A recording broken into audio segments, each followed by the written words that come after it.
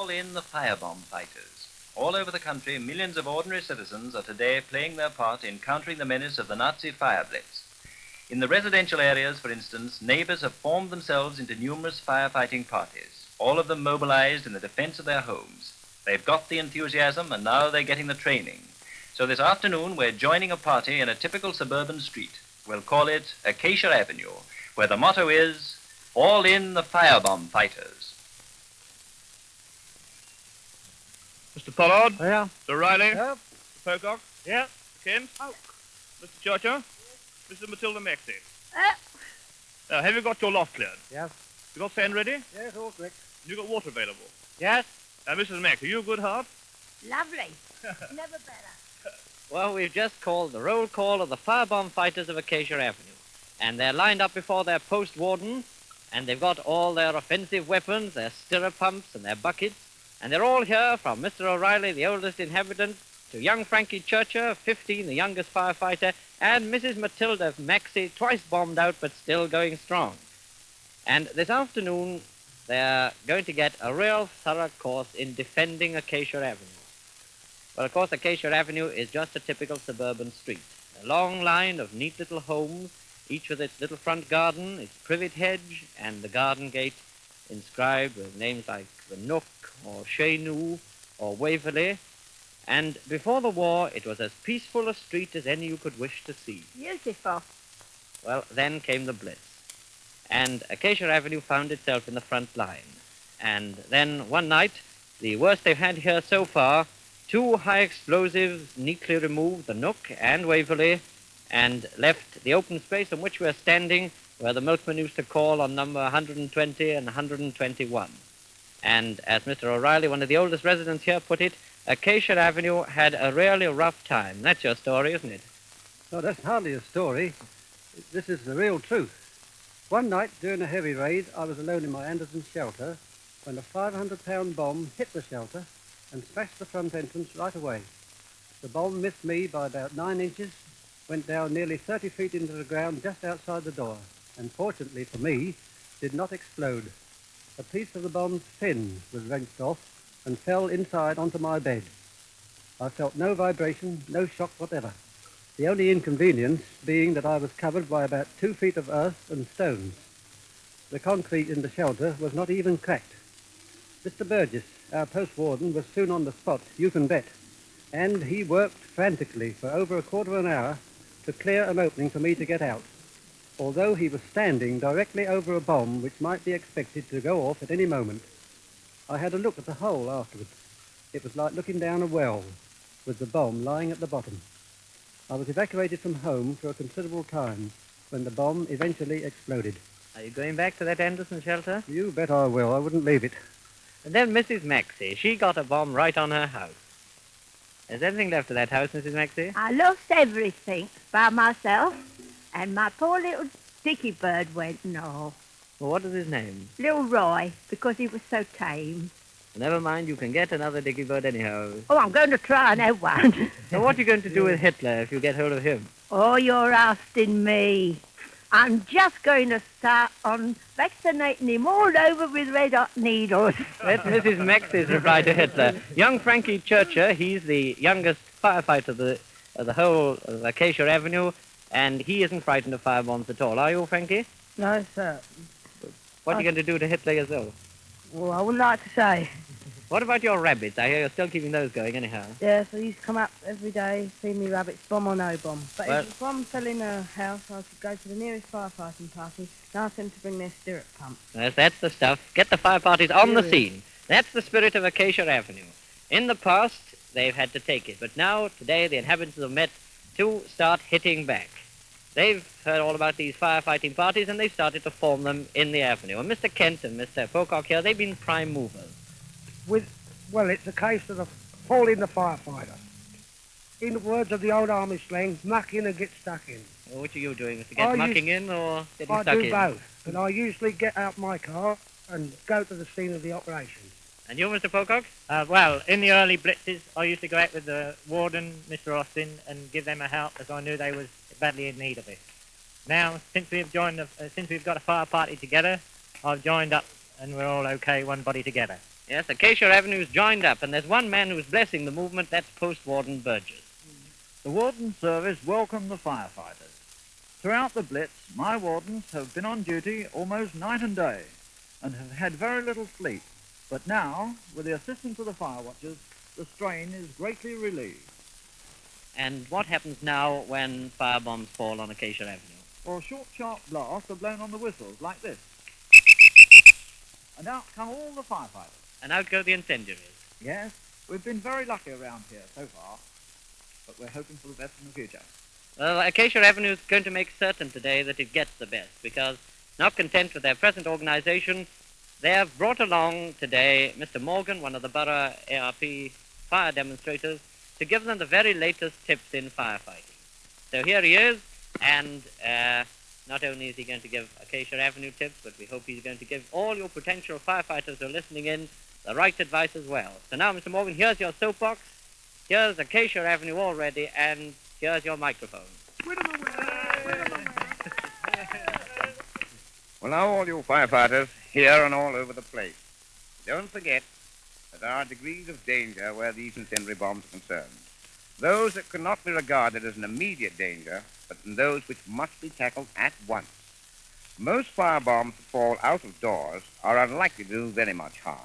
In the majority of cases, they'll fall in open courtyards, roads, flat concrete roofs, anywhere where they can be left for a short time. If, of course, they should fall anywhere near a motor vehicle, well charged up with petrol, or any other inflammable risk material lying about, obviously they've got to be tackled immediately. Now, the great thing that you've got to remember is when bombs fall on streets and gardens, it is extremely likely that they will have also fallen on houses in the immediate vicinity. So before you worry about any bombs in the street, you must find out for yourself that the top of your home or any other adjacent building has not received a bomb as well. It's quite easy for a bomb to fall in your house without your knowing it if you were downstairs at the time. If a bomb does fall in any place, indoors or outdoors, where it may start a serious fire, it must be tackled at once. But you must remember, in all cases, that some incendiary bombs contain an explosive charge. If you have to tackle any firebomb in its early stages, take what precautions you can to protect yourselves. Indoors, a Chesterfield swung round, crouch behind a chair, a half-open door will all give you some measure of protection. And don't forget also that the stirrup pump should always be used wherever possible in connection with a resultant fire inside a house. It delivers a spray for the bomb and a jet for the fire, and for the fire only. Never on any occasion turn that jet onto the bomb in case you get a big explosion. There's no golden rule to apply, but in the majority of cases, a fire should be attacked first. And when it has been checked, the spray can then be turned onto a bomb, and if necessary, return made back to the fire should it once again get out of hand. Well, now, in the majority of cases, you will find that the smoke and flame will rise. So the first golden rule to remember when entering a burning room is, as we used to say at lectures, to get down on the stomach with the nose 2 inches from the ground. But if you've got a stomach that won't let the nose get anywhere near the ground, it's quite obvious you've just got to remember to keep the head down and tails up, and then you'll be quite all right. Well, now, those are the main points, and now we're going to try it out in real fire. Before doing so, I think there are 1 or 2 people here who are not quite sure what's going to happen, and there may be 1 or 2 questions. Have you got any, Mr. Owen? Well, I'd like to ask a question, Mr. Morgan. What about sandbags?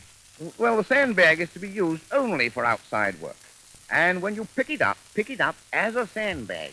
Carry it toward the bomb, using the bag as a shield for the body and the face. Then place it as a sandbag over the bomb, not pour the sand out of the bag in its loose form. Then you should be quite all right. After that, scram quickly. Thanks so much. And what about the actual nozzle to the end of the hose? Oh, the nozzle has got a double action. Spray and jet. In the majority of cases, they're very clearly marked. But it's just as well when anyone takes over a new pump to make sure which is jet and which is spray, and to practice consistently before ever they're called upon to tackle a real fire. Then they can't make any mistakes. I see. Thank you very much. Well, that's Mr. Morgan's whole series of tips. I hope you've got them. Acacia Avenue's got them. We're going to put them into practice. And while he's checking over the party's equipment, we'll just have a look at the site in which they're going to try them out. Mr. Morgan's built a demonstration shed here on this vacant plot. It's a stout affair of corrugated iron built to look like a room with old furniture and curtains and bales of straw littering the place. And by the look of it, a fire here would be a pretty fierce affair. Still, it is amazing what one of these stirrup pumps can tackle if you keep it well supplied with water. And we'll just take you over to the water supply department before we go into the fire to see how they're getting on. We're standing by here. We've got two people, one waiting to operate the pumping end. That's Mr. Frank Cope, who's a carpenter. He lives just up the road, and he's got Mrs. Cope and a couple of boys to protect.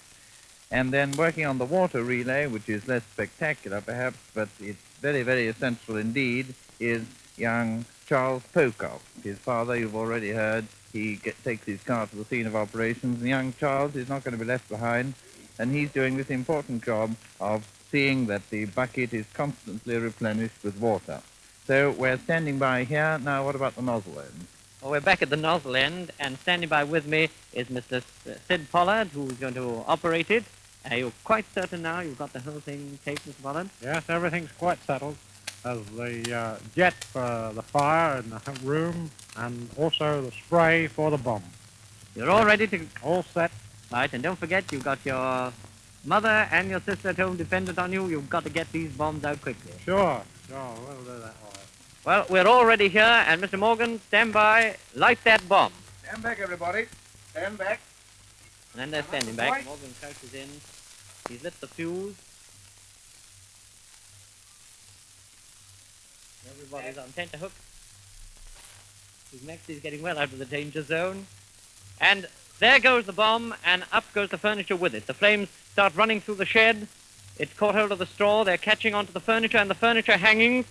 And there goes the warden's will. And now it's a case of fall in the firebomb fighters.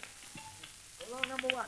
And forward we go, in with Mr. Sid Pollard, and Mr. Water Morgan. on. Mr. Morgan shouting his advice. Keep your head down, number one. You've got a blaze there, plenty of jet, go into it. Crawl right up, in a bit further. Over on your sofa, number one. Keep your head well down, you're all right. Don't mind about the smoke, that's right. Over on the left. You've got a blaze there, that's warming it up a bit. You're crawling behind Mr. Pollard, and I'm crawling in along the lines. And sheltering myself as much as I can behind the furniture. I'm behind the kitchen table. Mr. Pollard's gone forward. He's sheltering himself behind the sofa. He's lying flat on his stomach, lifting his left arm high above so that he can get the jet playing on that furniture. He's keeping the jet on the furniture, and now he's shooting the spray onto the bomb just to keep it under control. Over he goes onto the furniture again, and now we're getting right into the heart of the fire. We're not staying away from the center. We're going right up in top of it to get it under control. And now it's just a case of getting as much water as we can. How are things going, Mr. Pollard, up there? Oh, grand champion. Any water wanted? Yes. Keep it going, boys. And that's our response from this end. We're pumping away, Mr. Coates pumping away. He works at about 60 pumps per minute when we're working on the jet. And then when we work on the spray, it comes down to something like 30, and it's a good deal harder work then, isn't it? Much harder altogether. When the jet's on, it's simply money for old roads. Getting What's some that now? pressure increase, just a little, but I've got one standby man. Well, to there's take always over. a standby here in case the pump operator gets started, and then they shift positions and he goes onto the water relay. So we're all right. We're doing our job at this end. Back into the fire. And we're doing our job well enough this end, too. Yes, Mr. Pollard's got right in now on top of the bomb. We're lying as low as we possibly can, and there's one thing about getting onto the floor. The smoke and the flame go right on over your head. There you go, all right? Yes, I'm standing up now, and I'm getting the smoke, so I'm going to tuck down again. Come on, come down, I'm lying absolutely on my stomach now, and we've got the fire here pretty well under control. Pretty well Water under off. control. Well, that's the success of the afternoon's operation. You've been listening to Fall in the Firebomb Fighters, men and women of a volunteer fire party in a city street practicing home defense against incendiaries.